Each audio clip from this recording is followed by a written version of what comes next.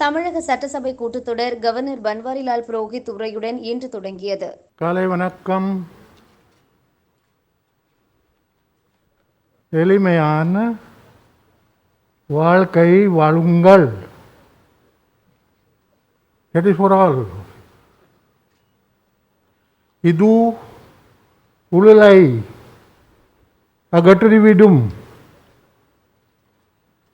இது எனது செய்தி. தமிழ இனிமையான மொழி.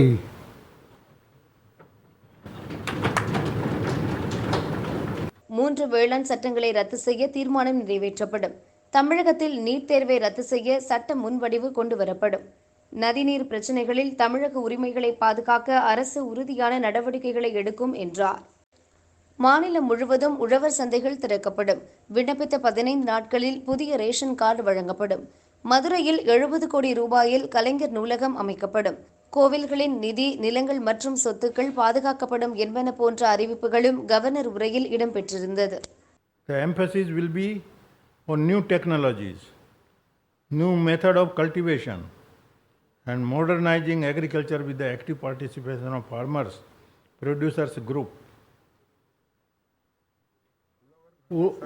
Ulavar, Nal Sangam and experts. To increase farmers' income, allied activities like animal husbandry, value-added farming, organic farming, cultivation of horticulture crop will be promoted. The government will introduce a separate annual budget for agriculture with the objective of increase agriculture productivity and protecting farmers' welfare. To regulate groundwater use will be enacted to protect the interest of farmers and common people dependent on groundwater. The energy and enthusiasm of the youth will be harnessed to restore and conserve water bodies across Tamil Nadu. This government will strive hard to protect Tamil Nadu's interests in interstate river waters issue.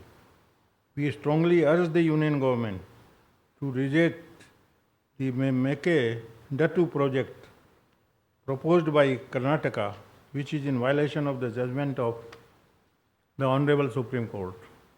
This government will request the government of Kerala and the Union government quickly accord the requisite clearances for carrying out the remaining work of the strengthening Mullai Periyar Dam. Tamil வழியில் பயின்றவர்களுக்கும் அரசு பள்ளிகளில் பயின்றவர்களுக்கும் அரசு வேலைவாய்ப்பில் முன்னுரிமை வழங்கப்படும். இலங்கை தமிழ் அகதிகளுக்கு இந்திய குடியுரிமை வழங்க மத்திய அரசை வலியுறுத்துவோம் என்றார். தமிழக நிதிநிலையை மக்கள் அறிந்து கொள்ளும் வகையில் நிதிநிலை குறித்த வெள்ளை அறிக்கை ஜூலை மாதத்தில் வெளியிடப்படும் எனவும் கவர்னர் கூறினார். That have studied in Tamil medium and government schools are given priority in recruitment for government posts. The requisite changes to undo past orders which are contrary to this intent will be undertaken at the earliest. This government will urge the Union government to ensure that people from Tamil Nadu are given priority in appointment in Government of India offices and public sector undertaking in Tamil Nadu.